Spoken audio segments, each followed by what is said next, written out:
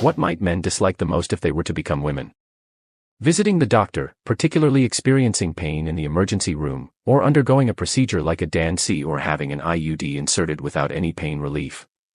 2. All the upkeep needed to achieve that naturally stunning, attractive, charming appearance. 3. Not being taken seriously, and if you try to address it, you're often labeled as difficult. Despite your expertise, people may assume you're uninformed. You'll face being treated as though you're naive or immature. Your hobbies and interests, especially those associated with femininity, may be undervalued.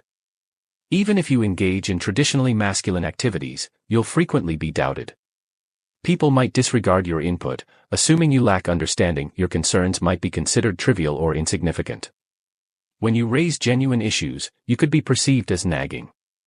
Repeatedly bringing up the same issues might still result in nothing being done. Health professionals may overlook or dismiss your concerns. In such a world, you can end up feeling quite marginalized. 4. How the world perceives you. As a man, you're seen as passionate. As a woman, you're labeled hysterical. Display any anger, and it's blamed on that time of the month.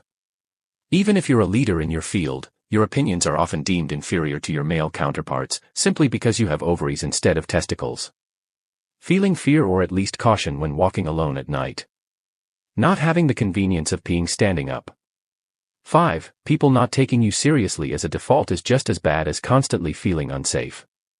Both situations are dreadful. Another terrible aspect is having to act like you're not in severe pain because society expects us to pretend periods aren't a big deal.